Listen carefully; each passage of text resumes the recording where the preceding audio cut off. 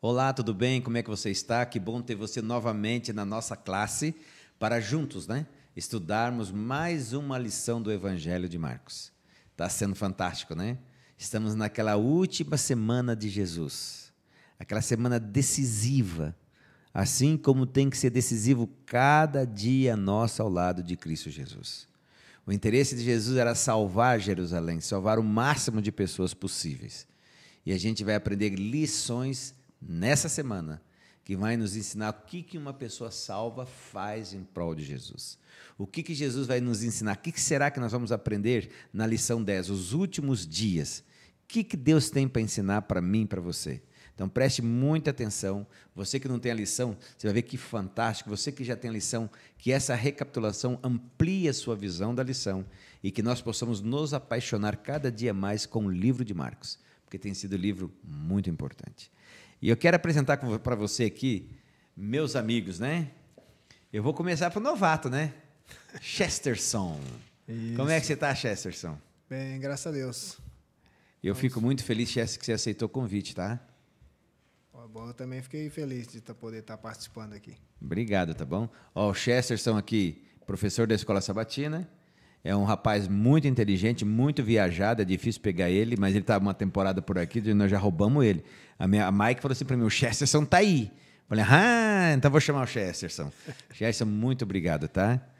Fala um pouquinho de você, o Chesterson é casado, né, Chesterson? Sim, casado aí já há 20 anos, né? Que bênção. Tá novinho ainda? Tá novo ainda. Tá novo ainda. Ainda tem um chão para andar, né? E tem uma filha, né? Minha menina está com 12 anos agora. O nome da filha é? Thalita. Thalita, a esposa? Minha esposa, Merijane. Merijane, a nossa cantora, tá? Aquela moça que canta bonita aqui na igreja, a esposa dele, tá? Professora, e ela também é professora da escola, né? Isso. Tá lá, estão as duas na escola, né? Tá a Thalita como aluna e a Meire como professora. Que bênção, né? Trabalhando ali. Thalita também começou agora, tem uns tempinhos já, está estudando um pouquinho também de piano. A Meire também está ensinando um pouquinho a ela também, as coisinhas. Então a gente vai encaminhando aí. E propagando o dom para atuar na igreja, né? É, com certeza. Isso é muito bom, Chesterson, isso é muito bom. Como é que você está, meu amigo? Tudo ótimo, tudo bem. Tudo bem de tudo? Tudo tranquilo, uma semana abençoada e muito feliz de estar aqui de novo. E eu que agradeço, tá? Como é que está o papai e a mamãe? Estão bem, estão indo, caminhando bem. Assistem que mandaram um abraço para vocês. Um abraço para eles lá, né? Para eles lá. Um abraço para os dois lá. Abraço para vocês todos que estão aí, né, Elton? Verdade. Todos os nossos amigos. Todos eles. Tá? Chesterson, nós temos aqui, nós damos para quem estreia, tem um privilégio fantástico aqui, Chesterson, de orar em prol dos nossos amigos que estão nos vendo, que estão nos assistindo. Então, assim, olha, enquanto você ora, nós vamos aqui interceder com você junto, certo? Perante Deus. E eles lá fazem ao contrário, eles intercedem por eles também e também por nós. Amém. Certo?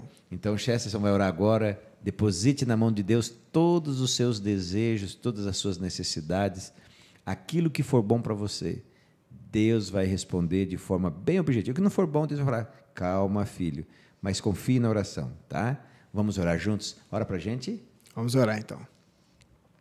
Santo Deus e Pai, graça te damos por mais uma vez estarmos aqui reunidos na Tua presença para estudarmos, recapitularmos aqui o assunto da lição desta semana, Senhor Deus. Por favor, ó Pai, abre a nossa mente, também a mente daquele que está acompanhando conosco, também aqui nos ouvindo, nos assistindo, que o Teu Santo Espírito tenha livre acesso ao nosso entendimento, à nossa razão agora, para que compreendamos o que o Senhor quer nos falar através desta lição, deste estudo, ó Pai. Obrigado. E atende, Senhor Deus, o desejo daqueles teus filhos, Amém, que têm o anseio de estar contigo na eternidade. E quando aqui estivermos, ó Pai, ainda neste mundo, o Senhor nos oriente, nos guie e que nós possamos ouvir a tua voz dizendo atrás de nós, este é o caminho, andai nele. E se algum dia a gente for desviar para um lado ou para outro, o Senhor diz, opa, esse aqui é o que é o caminho, andai nele. Ilumina-nos, ó Pai. Guia-nos nesses momentos aqui também, em nome de Jesus. Amém. Amém. Muito obrigado, Chesterson. Obrigado você que está aí. E olha só que versinho dessa lição fantástico. Olha como começa já a lição 10, os últimos dias. Tem um pouquinho a ver com a tua oração aí, hein? Olha como começa aqui. Olha então, você que está aí com a tua Bíblia, abre Marcos 13, versinho 26, 27. Marcos, capítulo 13, verso 26 e 27. Diz assim, olha, então verão o Filho do Homem vindo nas nuvens com grande poder e glória. E então ele enviará os anjos e reunirá os seus escolhidos dos 4 ventos da extremidade da terra até a extremidade do céu. Chesterton, qual é a importância e que esperança esse verso traz para cada um de nós? Rapaz, olha, é uma coisa, é um pouco difícil a mente nossa entender isso aqui tudo, né? Porque ao mesmo ponto em que um vai estar feliz, o outro vai estar chorando, triste, vai estar triste, né? Com esse acontecimento. Que aqueles que creem e acreditam serão aqueles que vão levantar a mão para cima quando vê, né, Jesus vindo na nuvem e dizer, esse é o Deus a quem aguardava. Não é isso, Elton? É. Já aqueles que duvidaram, que não creram, que acharam que era uma história contada, inventada, passada de geração em geração, vão lamentar, né, e procurar um buraco para entrar dentro, para se esconder, né? Então, isso traz assim, uma esperança muito grande para nós que cremos, né, para você que crê, né, na volta de Cristo, que o Senhor, Criador do céu e da terra, Ele é o seu Deus e está vindo para te buscar. Amém. Pensa, né, você poder olhar para o céu um dia e ver os anjos recolhendo aqueles que buscaram fazer a vontade de Deus. E se nós fizer parte aí, que coisa chique. Nossa, vai ser uma coisa muito bacana, grande, né? Com certeza. Elton, que esperança que você traz no teu coração, Elton? É a maior esperança que nós temos, né? Tem coisa mais maravilhosa que isso. Porque a gente vê o mundo cada vez mais difícil, né? E quando a gente lê uns versos desses, assim, a gente fica com o coração esperançoso mesmo, né? Alegre e feliz que Jesus vai voltar, né?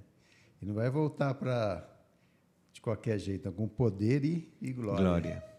E vai ser um momento inesquecível, né? Amém. Vai ser muito bom. Vale a pena entregar a vida para Jesus. Vale, você que está aí, olha, tudo vale a pena entregar para Jesus. Tudo, o egoísmo, o orgulho, a vaidade, jogar isso fora, os meus gostos, tudo aquilo que eu quero jogar fora e deixar Jesus reinar, que quando Ele vier, a recompensa vai ser imensa. Falando em recompensa, Chesterton, Jesus estava num pátio do templo, estava lá com os discípulos, sentando, conversando, né? E aquele pátio, eles falam que é um pátio das mulheres, né? Onde que ficavam também 13... Um pátio intermediário ali, né? Isso, assim. Eu sei que você entende mais. Aqui eu só pergunto, eu sei que vocês que estudaram, vocês têm que me ensinar isso. Ó, o pessoal já sabe que eu sei pouco, né? Os professores aqui, ó. Então vem cá, eles estavam lá, parece que tinha sarcófago, né? Que é tipo um baú onde o pessoal joga. Era isso? Um gasofilaço, né? Isso, gasofilaço, esse é o nome popular do negócio. Isso. E passou um monte de gente da estirpe do Elton lá, não sei se é isso mesmo? Parece que jogava as moedas lá de cima. Isso, jogava mandava vir de carreta, não era? Um tocava trombeta na frente, jogava moeda bastante. O Elton é desse jeito, não era?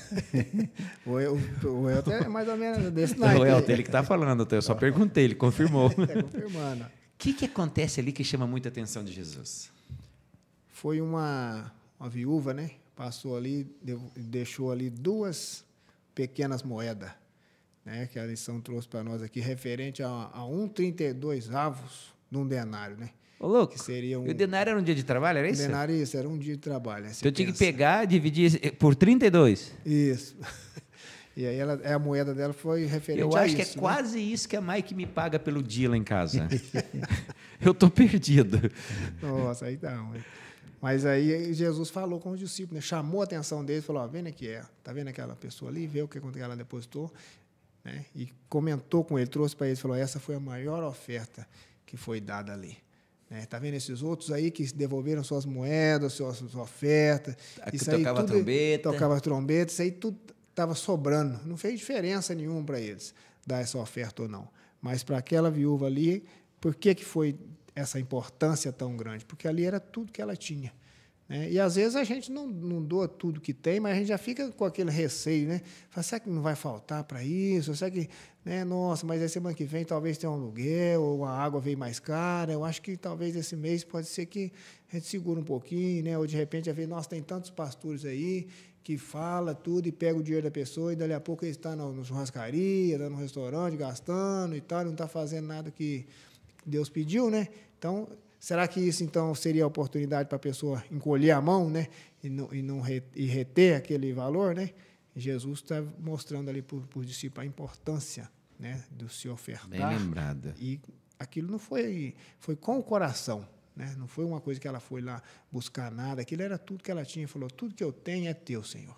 Isso é bonito, né, Elton? Que declaração de amor, de fidelidade e confiança, né? Pois é, a gente vê que Jesus olha o coração, né? Não é... A gente fica imaginando as outras pessoas vendo aquilo, aquelas pessoas se exibindo, e fala, nossa, esse aí deu tanto, aquele deu tanto, e ela humildemente vai lá e, escondida, né? Com vergonha, com medo de ser criticada, ou então falar, para que você não guarda esse dinheiro para você? Você é pobrezinha. Mas ela queria ofertar de coração para Jesus, né? E a gente tem que fazer. Tem uma passagem na Bíblia que fala que Deus ama quem dá com alegria. Né? E com certeza essa mulher deu com alegria tudo que ela tinha, né? Da pobreza que ela tinha, ela deu tudo.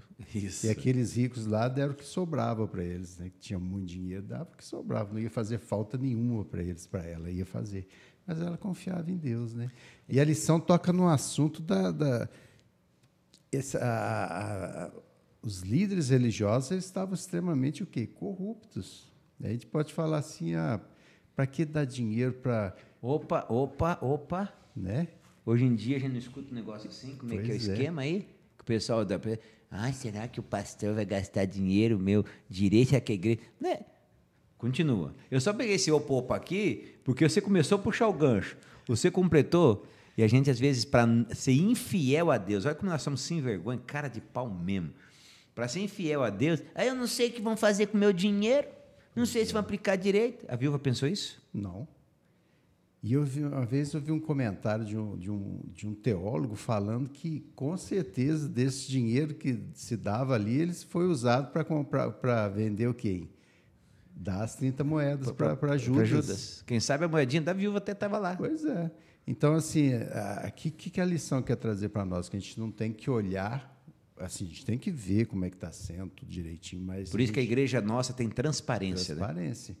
Mas a gente tem que dar, principalmente por amor a Jesus, por tudo que Ele faz por nós. Né?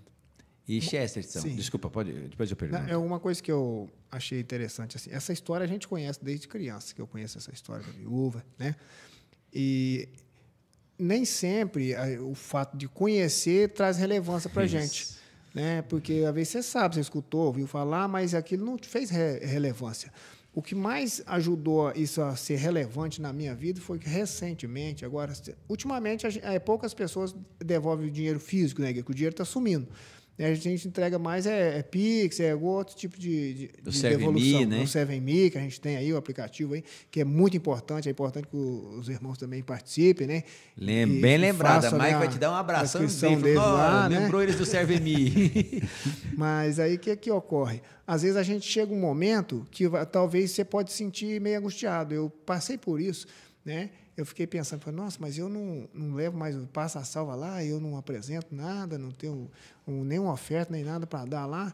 E teve umas semanas atrás, tem uns meses já, que aí eu acabei recebendo uns R$400 em dinheiro, que eu sempre recebo pelo Pix. Aí eu falei, isso aqui, aí separei lá R$200 para me trazer o dízimo, a oferta. Falei, nossa, que beleza, vou levar esse dinheiro lá. Né? Só que aquilo depois para mim ficou como que marcando assim, como se eu tivesse igual o fariseu, por exemplo, lá. Né? Enquanto ninguém está vendo, você devolver, você fica meio, poxa, né? Ninguém está prestando atenção, não está vendo que eu estou devolvendo tudo. E aconteceu uma coisa mais assim incrível do mundo. Sabe o que aconteceu? O dinheiro sumiu, não sei onde é que ele foi parar, até hoje eu não achei. Eu separei, a gente chegou sábado, eu falei, nossa, que alegria. Eu peguei o cartão, pô, aqui o dinheiro, vou levar. Mas cadê o dinheiro, rapaz? Para onde é que ele foi? Aí eu tive que devolver o dinheiro pelo aplicativo mesmo, sem ninguém saber, ninguém ver de novo. E o que aconteceu com a viúva aqui? Ela não foi na frente de ninguém, ela foi chegando por detrás, quietinha, escondidinha ali, colocou a moedinha lá, mas aquele que precisava saber, que é o nosso mestre, ele estava observando. Né? Agora, uma observação sua que eu achei legal, né? Nós que somos adultos, a gente encara isso diferente, né? Mas eu acho muito importante você que tem filhos, educar os seus filhos a levar oferta para a igreja, certo? E como meus filhos ainda, alguns ainda, nós estamos próximos, eu ainda tenho o hábito de trazer na oferta, botar no ofertório, nas salvas da igreja, para ser também um exemplo contínuo para eles. Para toda vez que eu venho para a igreja, eu trago a minha adoração. Certo? Aí você fala, mas Jefferson, não dá para fazer um Serve Me? Ótimo, um Serve Me eu achei fantástico. Mas isso é de cada um, né? Sim, sim. Eu acho muito importante isso, porque para as crianças que estão vendo na adoração, há a simbologia do exemplo, né? Então, quem tem filhos, eu sempre aconselho, tem filhos? Separa qualquer culto que você vier, não importa se for 10 centavos que vai ter na mão da criança, traga para ela, deixa ela colocar nas salvas, isso vai educar muito ela na fidelidade, aquilo que os nossos pais nos ensinaram. É por isso que você sente assim, não, eu tenho que levar o físico. Não é para aparência, é aquilo que nós fomos ensinados, trazer a oferta física para a igreja. E é importante isso. Bem lembrado você, tá? Hoje nós temos o Serve Me, ótimo, pode usar, fantástico, mas quem tem filhos eu ainda aconselho, Elton, seja um exemplo para o filho nisso. Ah, mas meu filho vai ver no Serve Me. Tudo bem, se o seu filho vê no Serve Me, chama ele junto na hora de ofertar. Ofertam juntos no Serve Me. Se não, traga oferta para ele. Seja você um ofertante, ele vai ter esse contato com a oferta, né? Mas uma coisa que vocês dois puxarem aí, a importância, não se importar, a hora que eu deposito ali, ficar sossegado que é Deus que vai cuidar daquele dinheiro, é isso? Exato, é isso mesmo. E vem cá, os dois, o templo ali, diz que era muito bonito, não era? O templo bonito, o pátio.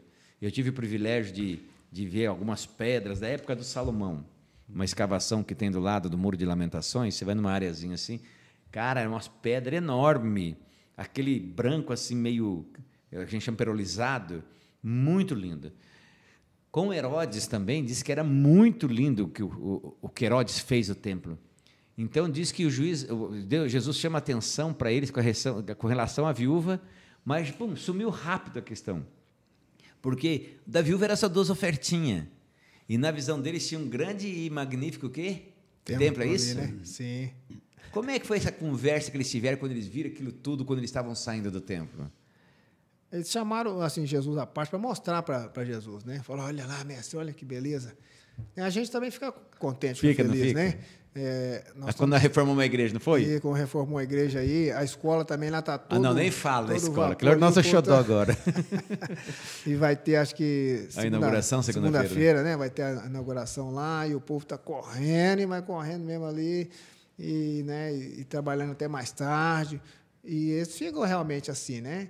E olha, fala, nossa, que bonito que ficou a sala, isso, aquilo outro, o chão, o piso. Eu fico pensando nos discípulos assim, um pouco nesse sentido também, né? E chamavam, mestre, vem cá, olha ali, olha aquelas pedras, que bonito, como que será que aquelas pedras vieram ali, chegou até ali, olha que bonito, que beleza, ali resplandecente, né?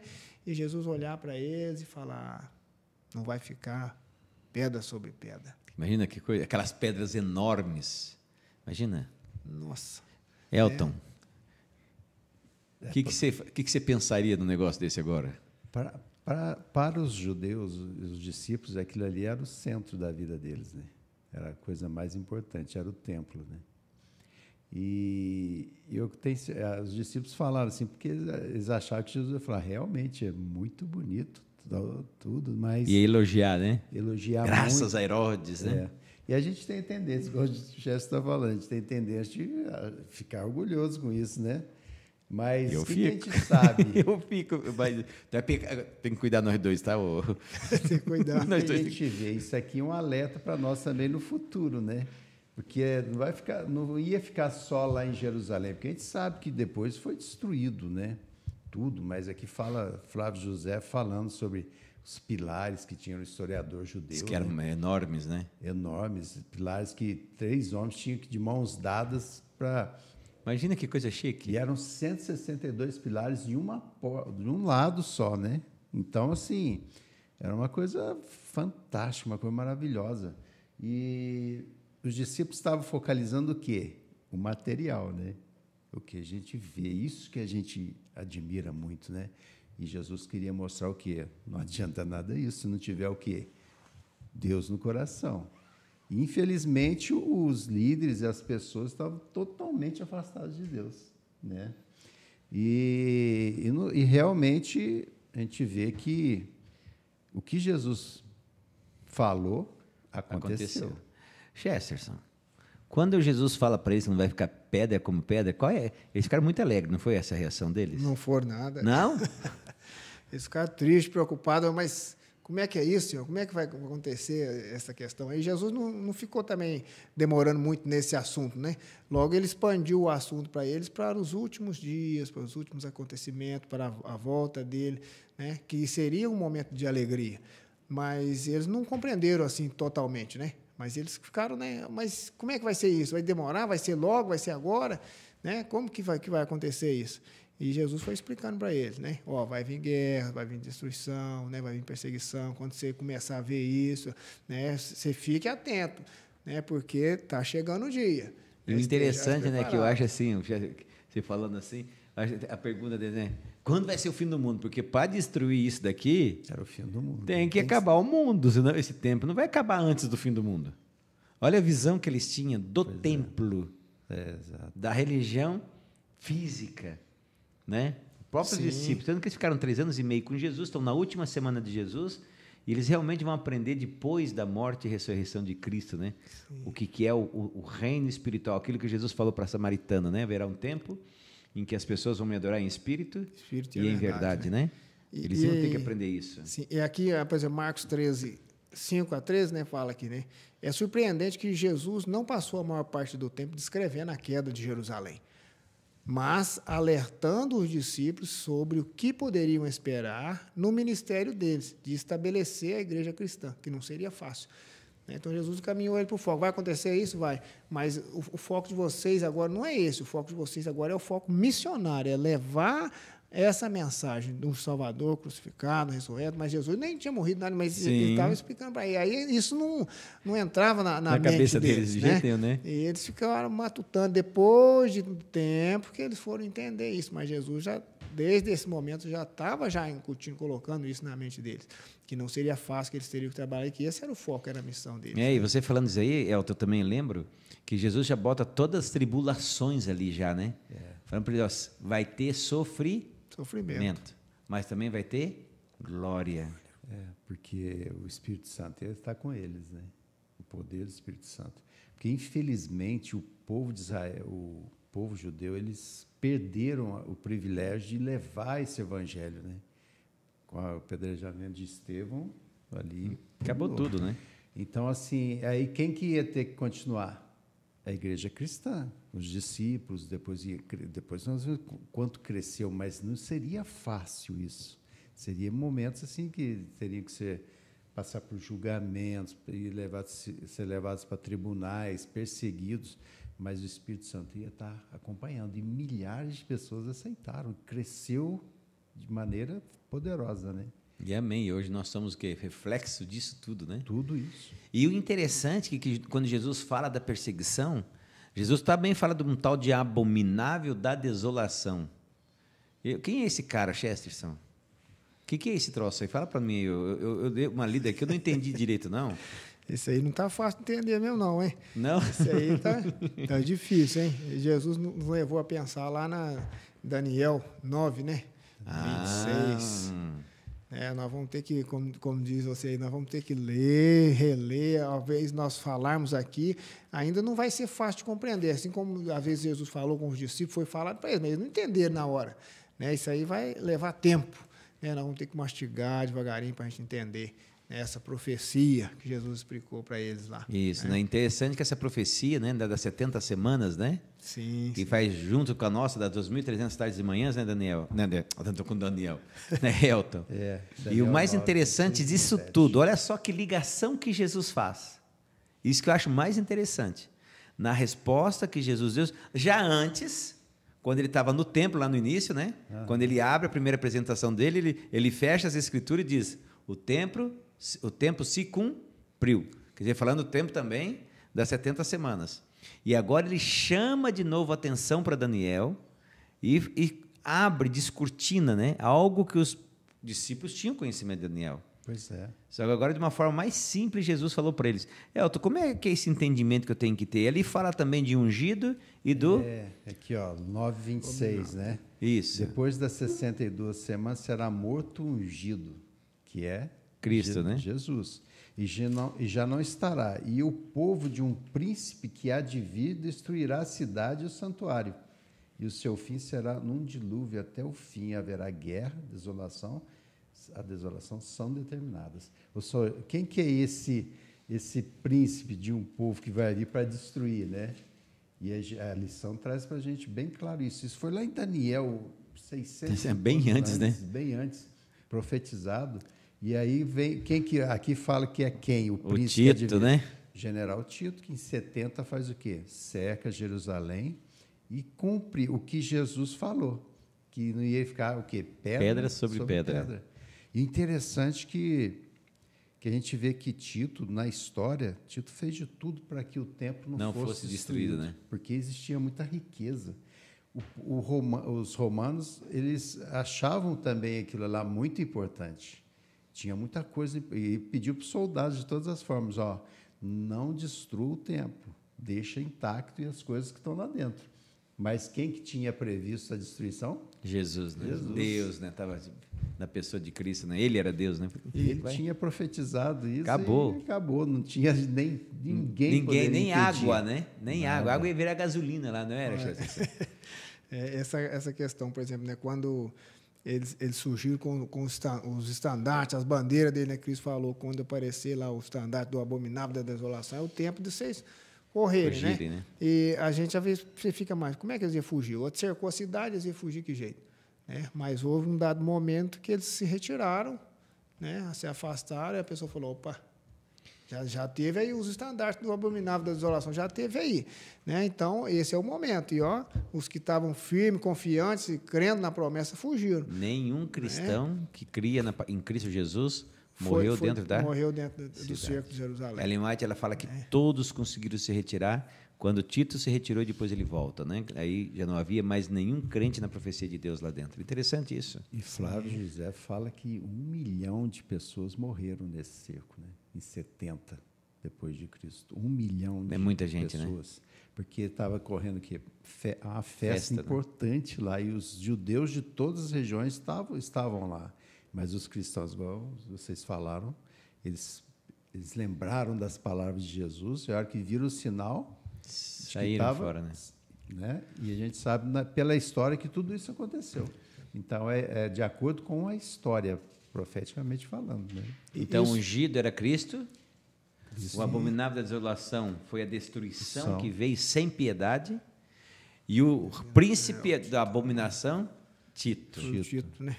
Que veio como general romano, né, para destruir eles. O que eu vejo, assim, isso me leva a entender uma coisa, que às vezes nós falhamos muito com respeito à nossa missão. Né? Às vezes nós olhamos para os discípulos e a gente fala, nossa, mas Jesus estava lá, rapaz, presente com eles, passou 3 anos e meio falando sobre as coisas, e demorou daquilo entrar na cabeça deles, né? Mas quando que deu em 70, as pessoas fugiram, os cristãos fugiram. Jesus não falou com os cristãos, Jesus falou foi com os discípulos. Sim. Né? E essa profecia aqui, Jesus falou cara a cara com os discípulos, explicou para eles lá. Né? Como é que os outros ficaram sabendo? Porque os discípulos levaram a mensagem avante. Né? E às vezes eu estou olhando para os discípulos e pensando assim, bom, eles foram difíceis de entender, duro de coração, mas sabe que eu já fiz a minha parte? Né? Eu já levei a mensagem, será que quando vier a destruição para as pessoas de hoje em dia, eles vão lembrar e falar assim, opa, espera aí que esse é o momento de nós nos defender, nos proteger, que foi falado, foi nos ensinado. Né? Será que nós estamos fazendo isso, ensinando as pessoas, né? Nesse ponto, assim, né, cumprindo com a nossa missão? Boa pergunta. É verdade. E essa tem que ser a nossa preocupação, assim como foi a de Jesus para com os discípulos, que seja a nossa para com as pessoas. Elton, Jesus começa a transcrever tudo isso, né, em palavras, e ele usa um tempo verbal na lição de quarta-feira, vem falando de um tempo verbal de Jesus, estes, aqueles, certo? Misturando já terça e quarta. Algumas coisas Jesus falou que aconteceria na época dos discípulos. Depois ele usa um tempo verbal que passa da transição do presente para uma transição pós-futuro, que seria a destruição de Jerusalém, que é o abominável da desolação. Né? Quando a gente vai para o livro de Daniel e olha a profecia das 2.300 tardes e manhãs, ou seja, aquela terrível cena que sucedeu de perseguição se repetiria depois, é isso? Se repetiria de uma forma muito maior. né? Opa! Então, aqui, Jesus, a gente vê assim, que Jesus ele teve muito cuidado de falar com os discípulos para eles não ficarem extremamente desanimados, né? Porque aí seria uma coisa muito forte para eles. Então, ele misturou com a destruição de Jerusalém e também ele começou a falar de coisas que iam acontecer no tempo do fim, que seriam coisas. Aí, Daniel, olha para você ver como é que Daniel 1, olha o que ele fala aqui, ó. Quando essas coisas fossem acontecer. Nesse tempo se levantará Miguel, o grande príncipe, ou seja, Jesus isso. vai se levantar, o defensor dos filhos do teu povo, e haverá tempo de angústia qual nunca houve, desde que houve nação até aquele tempo. Então, ou seja, vai ser um tempo de angústia que nunca teve na história da humanidade. Vai ser no tempo do fim, né? Então, o que aconteceu em 70 com Jerusalém é apenas o quê? Uma pequena amostra do que vai acontecer. E a gente sabe pela história que o sofrimento foi muito grande. Foi, né? Então, assim, mas o que a gente vê de mais importante? Quem que vai se levantar para o seu povo? Miguel. Quem entregar a vida para Jesus e confiar nesse tempo de angústia que está por vir, vai estar seguro, porque Jesus é o nosso general, né? Olha que coisa interessante, né? O Elton fez essa transição. E Chesterton, quando a gente olha também na Idade Média, teve perseguições tão tremendas, né? Sim. Que ainda não é a grande perseguição Não a é. qual Daniel fala que vai ser a terrível das Nas perseguições. da grande tribulação, né? Mas foi terrível, né? Você lembra a noite de São Bartolomeu na França? 70 mil pessoas foram feitas de chamas, tochas de chamas, para o rei e o papado, né? E o bispo, aliás, passar dentre delas e se achar o maioral porque estava combatendo os hereges. Imagina que coisa terrível, Chesterton. Terrível mesmo, né?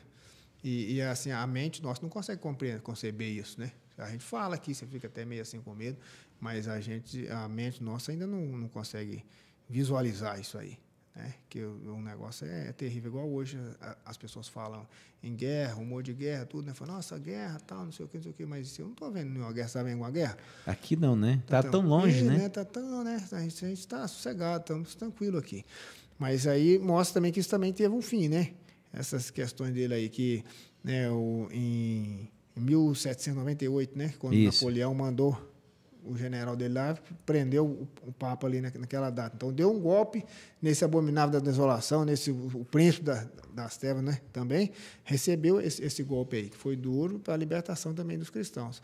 Mas antes disso, a pessoa estava sofrendo muito, né, perdendo suas casas, perdendo o direito de vivência, né, você não podia andar na rua nem falar que você era cristão, porque senão você ia para o circo, né? A minha menina comentou uma coisa em casa assim esses dias, por negócio de circo, né? Falou assim, porque eu queria ir lá no circo, não sei o que e tal. Eu falei, minha filha, você sabe de onde que surgiu o circo? Por que tem circo? Aí eu falei assim, não, então, o circo tem por causa do cerco, né? Que faz uma roda, faz um circo lá, colocava os cristãos lá dentro, colocava as pessoas lá, os gladiadores, os outros sentavam em volta, e aí surgiu a política do pão e circo. Isso. Onde um ia comer e dar risada do outro que estava sofrendo lá dentro. Esse foi um dos princípios dos quais surgiu o circo. Hoje tem para outros fins, diz o povo aí, né? Mas você pensa diz assim... o povo, né? Mas você pensa aí, o porquê que foi criado isso? Qual o motivo que foi criado isso? Foi para a diversão daqueles que queriam destruir com os cristãos, né? Que triste, hein? As pessoas se divertirem com a morte dos outros. Mas graças a Deus, né, Elton? Na lição de quinta-feira, o seu Miguel se levanta. Eu posso ler uma passagem pode do lá. Desejar Todas as Nações, que Ellen White fala que Jesus contemplou o futuro e milhões de suas testemunhas seriam mortas se não tivesse estendido para preservar seu povo. Todos teriam morrido se Jesus não intervisse. E aí ele fala sobre Jesus abreviar os dias, né? Então, nesse momento, Jesus age. Por isso que se levanta Miguel, que fala em Daniel 12:1, o príncipe defensor dos filhos do teu povo. Se não fosse por Jesus, Satanás ia destruir tudo, né? Todos. Tudo. Ele odeia a criação de Deus, né? Principalmente aqueles que se entregaram a Jesus, mas ele não tem chance nenhuma. O poder dele é bem limitado, né? É limitado. Alguns vão ter que morrer. Como testemunho de fé, Testemunho de fé. Mas a grande maioria vai ser preservada por Cristo Jesus. Eu acho muito interessante quando a gente vai para o Espírito de Profecia, né? Quem não conhece Espírito de Profecia, é o nome que a gente se dá aos livros de Ellen White, que nós temos ela como nossa profetisa.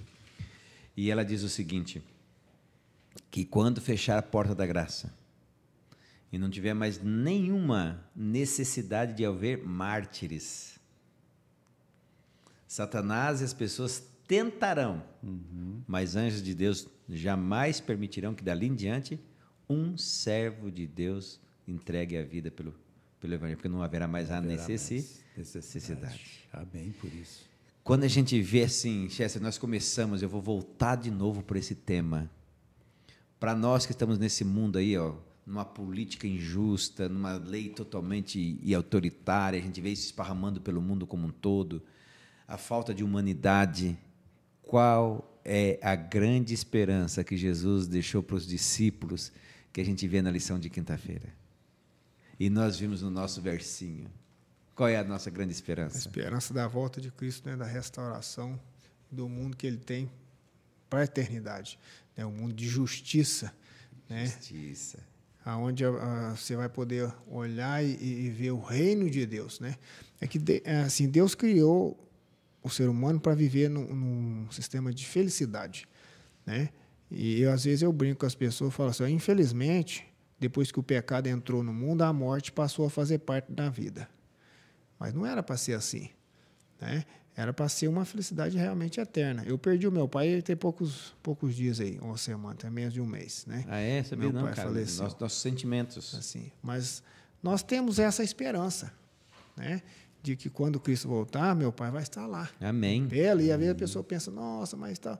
Mas meu pai tinha toda a simplicidade dele, só que o que acontece? Eu não me lembro nenhuma vez do meu pai assim, recusar de fazer a vontade de Deus. Ele todo sabe que ele estava na igreja, ele procurava lá pegar assim, os folhetos da igreja, livros, revistas, para dar para as pessoas, para distribuir, ir na casa das pessoas, orar com eles. Às vezes as pessoas falam assim, nossa, mas o senhor está dando algum estudo, seu Zé? Eu falei, estou dando bastante estudo, meu filho. Ele batia na casa das pessoas e falava, aqui, irmão, você já leu a Bíblia? Ah, eu não gosto de ler a Bíblia, não. Lê para mim um pedaço aqui. Aí a pessoa lia lá, está vendo? O que você entendeu aí? Ah, eu não entendi nada. Aí conversava com a pessoa sobre aquilo. O que você entendeu aqui? Ah, eu acho que é assim, assim, assim. Mas então lê mais um pouquinho. Vai lendo. Ah, parece que não é. Vai, então. Então ele fazia a maneira dele estudar dessa forma. Né? E às vezes a gente tem tanto conhecimento, lê tanto, tem tanto livro, tantas coisas, isso, aquilo outro, e a gente não está, parece que não está esquentando a cabeça, né? Parece que está deixando o tempo passar, e às vezes a gente fica esperando aqui, você vê aqui, nossa, vai vir a perseguição, vai vir a desolação, vai vir a destruição, vai vir o abominável da desolação, vai vir aquele que vai pressionar e vai querer destruir o povo de Deus, e isso e aquilo, né? E aí você não vai poder comprar e nem vender e tal, então... Ué, parece que está tudo tranquilo, então quer dizer que Jesus ainda vai demorar bastante para voltar. Eu posso ir levando a minha vida tranquilo, a hora que eu ver que ele vai voltar mesmo, aí eu converto. Por isso que aquela lição trouxe para nós. Quem que sabe o dia e a hora? Ninguém, né? Ninguém só sabe. O pai, né? O pai reservou para ele, para o conhecimento. Porque se ele a gente sabe, por exemplo, o que você faz quando você sabe que alguém vai na sua casa? Eu limpo a casa, você não faz ideia. Eu fico a semana inteira com a casa suja. Se o Chester for na terça-feira, eu vou limpar na terça-feira só, Chesterson. Que aí chega lá, fica até impressionado. Fala, nossa, que casa bonita, né? A gente é dessa forma. Então, as pessoas hoje, eles pensam assim, que poderiam talvez ludibriar Deus, enganar Ele, né? Fazer o pensamento, né? Vou enganar Deus, né? Dar um jeitinho lá para poder, né? Chegar na hora e falar, não, eu estou ok, comigo está tudo certinho, pode puxar a ficha minha aí, que você não vai ver nada de errado aí. Mas será que é assim mesmo? Né? Essa lição trouxe uma pergunta para mim que eu fiquei assim matutando, levei uns 3 dias para pensando nela. O que a história da viúva tem a ver com esses assuntos que nós estamos estudando aqui? Né? Que o assunto que nós estamos estudando é o quê? É a volta de Cristo, é a perseguição, o sofrimento. Né? É o sofrimento, é a nossa missão de levar a mensagem. O que essa história lá, daquelas 2 moedinhas, tem a ver com isso aqui? Né? Aqueles que serão os salvos, que vão ser levados por Cristo, eles serão fiéis. Nas 2 moedinhas. Nas 2 moedinhas, independente da situação que estiver vivendo. Independente se você está bem, se você está ruim, se você vai agir com fidelidade para com Deus, porque não porque você está com medo de alguém estar vendo, mas porque você reconhece a quem que você está servindo. Amém. Né? Como a lição trouxe aqui, o abominável da desolação, ele ia fazer o quê? Ia destruir, tirar o sacrifício do ungido, né? Que foi a morte de Cristo, ia procurar mudar os tempos e as leis, ia destruir, desviar o povo do caminho. Hoje você vê muitas questões que você vai olhar e você pensa, poxa, as pessoas hoje eles acreditam tipo, quase que nos 6 mandamentos que tem a ver com o ser humano, um relacionamento de pessoa com pessoa. Mas a parte que é com Deus, eles estão deixando de lado. Né? Porque a pessoa pensa assim, pô, eu não posso apoiar o roubo. Por quê? Porque se eu apoiar o roubo, né? Aí a pessoa pode me roubar. Eu não também, posso apoiar isso. Também, né? Eu não matar posso, também eu não não, posso né? apoiar, matar, porque se eu for morto, como é que vai ser? E a pessoa, não, eu não posso autorizar isso aí, não. Eu não posso apoiar o adultério. Não, eu tenho a minha esposa. Sou casado, tenho minha filha, tenho meus filhos. Não posso apoiar isso, não. Né? Mas, e temer a Deus sobre todas as coisas, e não adorar a imagem, mas isso não tem nada a ver comigo, não. Você entendeu? A pessoa não está preocupada com isso. Então, assim, parece simples, né? Parece. Mas está na palavra de Deus, está lá nas 10 palavras, lá nos 10 mandamentos. É a primeira tábua, é a relação minha para com Deus. Então, o que acontece?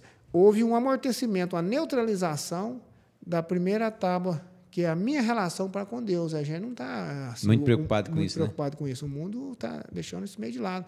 E eu também, se eu não ficar atento a isso, daqui a pouco isso para mim está sendo irrelevante também. Eu estou preocupado com aquilo que pode trazer afeto direto para mim, me afetar diretamente. Se mas, não...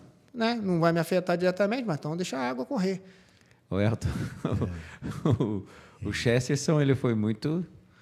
Pegou no meu pé aqui. É verdade. Certo? Mas, Elton, qual é a esperança que nós temos que ter no meio de tudo isso, da fidelidade que ele falou, do sofrimento que a gente vai ter, da volta de Cristo, de tudo isso que está acontecendo? O que a lição ela quer deixar de cerne principal para nós?